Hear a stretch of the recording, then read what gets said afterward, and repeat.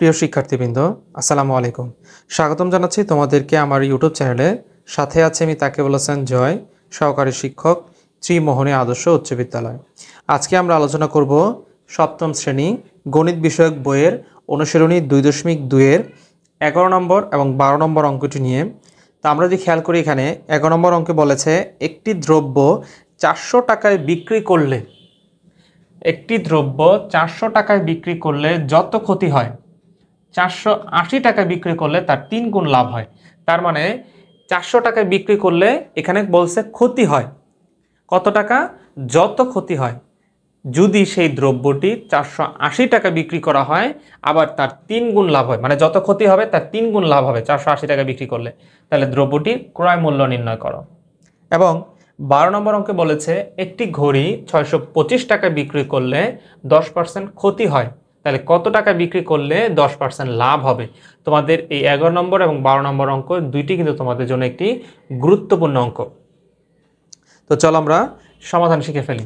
প্রথমে হচ্ছে 11 নম্বর, লিখব যে একটি দ্রব্য 400 টাকায় বিক্রি করলে যত ক্ষতি হয়, তো ক্ষতির পরিমাণ আমরা জানি না, আমরা ধরে নিলাম যে 400 টাকায় বিক্রয় করলে ক্ষতি হয়, আমরা ধরে নিলাম ক টাকা, যে 400 টাকায় বিক্রয় করলে তার ক টাকা ক্ষতি হয়। তো বলছে এখন তাহলে ক্রয় মূল্য কত? ক্রয় মূল্য অবশ্যই কি হবে? 400 যোগ ক, তার মানে সেই দ্রব্যটি 400 যোগ ক টাকায় ক্রয় করা হয়েছিল, যা 400 টাকা বিক্রি করছি, এতে তার ক টাকা ক্ষতি হয়েছে, এই যে ক টাকা ক্ষতি। তো আবার দ্রব্যটি 480 টাকায় বিক্রি করলে তার 3 গুণ লাভ হয়। আবার সেই দ্রব্যটি যদি আমি 480 টাকায় বিক্রি করি, তাহলে আমার 3 গুণ লাভ হবে। আবার 480 টাকায় বিক্রয় করলে 3 গুণ লাভ হয়, 3 গুণ লাভ হয়। তার মানে যত ক্ষতি হয়, তাহলে আমরা ধরে নিচ্ছি কতটা ক্ষতি হয়? ক টাকা, তাহলে তার 3 গুণ লাভ হবে, তাহলে 3 গুণ ক টাকা বা 3 ক টাকা। তার মানে এখানে আমরা দেখতেছি যে একটি দ্রব্য সে 400 টাকায় বিক্রি করার ফলে তার ক টাকা লাভ হচ্ছে। তো 480 টাকায় সে যে 3 গুণ লাভ করলো, মানে 3 ক টাকা লাভ করলো, এতে দ্রব্যটির ক্রয় মূল্য কত ছিল? তাহলে সুতরাং ক্রয় মূল্য কত হবে? তার 480 টাকায় বিক্রি করায় তার 3 গুণ লাভ হয়েছে, তাহলে 480 বিয়োগ 3 ক, এটা হচ্ছে তার ক্রয় মূল্য। তার মানে ক্ষতির সময় আমরা যোগ করব আর লাভের সময় বিয়োগ করব। তাহলে তার 400 টাকায় সেই দ্রব্যটি 400 যোগ ক টাকায় সে ক্রয় করছিল, আর বিক্রয় করছে সে 480 বিয়োগ 3 ক টাকায়।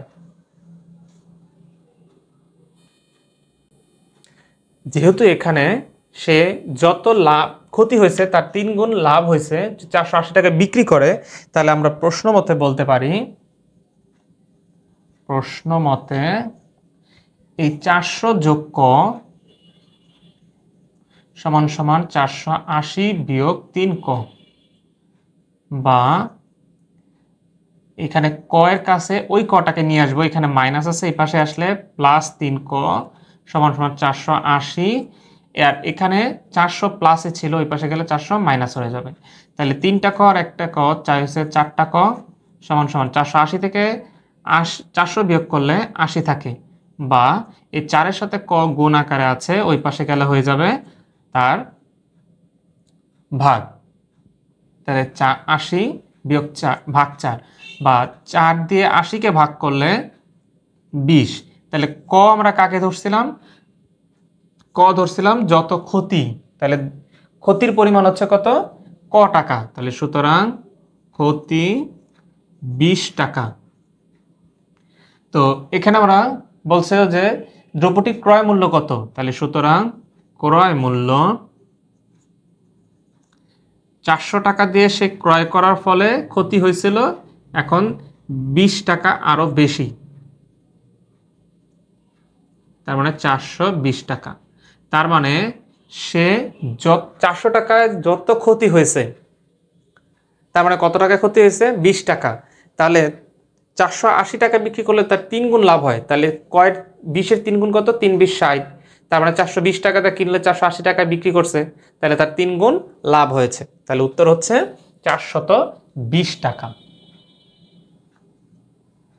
তো এই হচ্ছে 11 নম্বর। একটু সংক্ষেপে আমরা একটু খেয়াল করলে আবার, যে এখানে বলেছিল যে একটি দ্রব্য 400 টাকায় বিক্রি করার ফলে যত ক্ষতি হয়েছে 480 টাকা বিক্রি করলে তার 3 গুণ লাভ হবে। তার মানে যত ক্ষতি হয়েছে তার 3 গুণ লাভ হবে। তাহলে আমরা লিখেছি যে 400 টাকায় বিক্রি করলে ক্ষতি হয়, মনে করলাম, ধরে নিলাম ক টাকা। তাহলে ক্রয় মূল্য 400 যোগ ক্রয় ক টাকা। আবার 480 টাকা বিক্রি করলে তার 3 গুণ, তা কার 3 গুণ? ক্ষতির 3 গুণ। তাহলে ক 3 গুণ ক সমান 3 ক টাকা। তাহলে ক্রয় মূল্য বিক্রয় মূল্য মাইনাস ক্রয় মূল্য, তাহলে বিক্রয় মূল্য হচ্ছে 480 টাকা মাইনাস ক্রয় মূল্য হচ্ছে এই লাভ, ইয়ার ক্ষতির পরিমাণ হচ্ছে 3 ক টাকা। তাহলে প্রশ্ন মতে আমরা বলছি যে 400 যোগ ক সমান 480 বিয়োগ 3 ক, বা ক, এই কয়ের কাছে এই কটাকে নিয়ে আসছি, এই কয়ের সামনে মাইনাস চিহ্ন, তাহলে প্লাস হয়ে গেল। আর এখানে 480 জায়গায় 480, এখানে প্লাস 400 জায়গায় গেলে মাইনাস 400। তাহলে 3টা ক আর একটা ক হয়েছে 4টা ক। 480 থেকে 400 বিয়োগ করলে 80, বা ক সমান সমান 4 নিচে ওপরে 80, 4 দিয়ে 80কে ভাগ করলে 20 টাকা। তাহলে ক ধরছিলাম আমরা ক্ষতির পরিমাণকে, তাহলে ক্ষতি হয়েছে এখানে আমার মোট 20 টাকা। তাহলে ক্রয় মূল্য 400 যোগ ক, এই যে লিখছিলাম এখানে ক, ক মানে কত? 20। তাহলে 400 যোগ 20 সমান সমান 420 টাকা। এটা হচ্ছে 11 নম্বর অঙ্কের সমাধান। এবার আমরা শিখব 12 নম্বর। একটি ঘড়ি 625 টাকায় বিক্রি করলে তার 10% ক্ষতি হয়, আবার কত টাকা বিক্রি করলে সেটা 10% তার লাভ হবে। লিখব, মনে করি, যেহেতু বলছে ঘড়িটির 10%, তাহলে মনে করি না, দরকার নেই, 10% ক্ষতিতে, 10% ক্ষতিতে ক্রয় মূল্য, এই 10% মানে 100 টাকায় তো 10 টাকা ক্ষতি, ক্রয় মূল্য 100 টাকা হলে বিক্রয় মূল্য 100 মাইনাস 10। তার মানে একটা দ্রব্য সে 90 টাকায় যদি বিক্রি করে আর 100 টাকায় যদি ক্রয় করে, তাহলে তার 10 টাকা ক্ষতি হয়, আবার 10% লাভে। আবার কি বলছে? কত টাকা বিক্রি করলে তার 10% লাভ হবে। তাহলে 10% লাভে ক্রয় মূল্য 100 টাকা হলে বিক্রয় মূল্য, যখন তার লাভ হবে অবশ্যই বেশি মূল্যে বিক্রি করতে হবে। তাহলে 100 যোগ 10 টাকা মানে হচ্ছে 110 টাকা।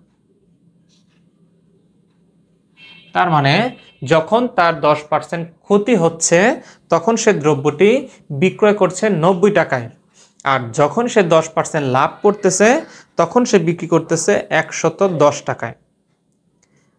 এখন প্রশ্নে চেয়েছে যে তার কত টাকায় বিক্রি করতে হবে। যদি 10% তার লাভ করতে হয় তাহলে কত টাকায় বিক্রি করতে হবে। আমরা লিখব,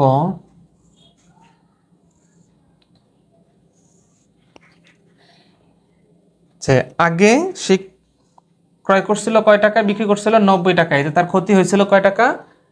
তার ক্ষতি হয়েছে 10 টাকা। তা আমরা লিখব বিক্রয় মূল্য 90 টাকা হলে বর্তমানে বিক্রয় করতে হবে এখন কয় টাকায়? 110 টাকায়। তাহলে লিখব বিক্রয় মূল্য 90 টাকা হলে বর্তমান বিক্রয় মূল্য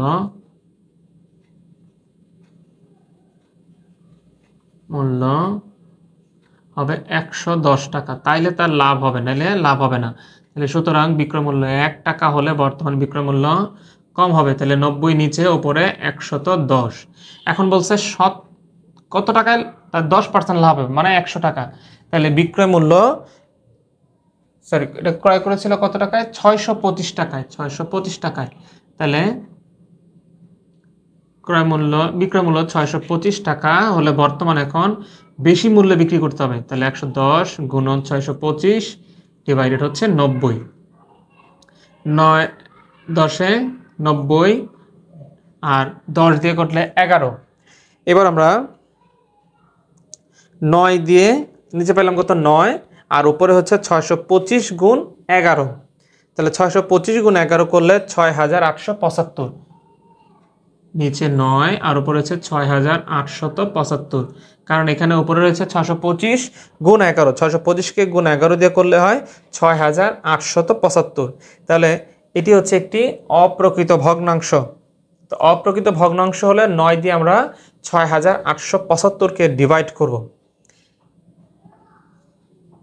9 দিয়ে যদি 6875কে ডিভাইড করি, এক সংখ্যা যাবে না, দুই সংখ্যার মধ্যে 7 নং 63 রইল 5, পরে নামাইলাম 7, এরপরে 6 নং 54 রইল 3, পরে নামাইলাম 5, আবার 3 নং 27, 4 নং 36 যাবে না, তাহলে 3 নং 27 রইল কত?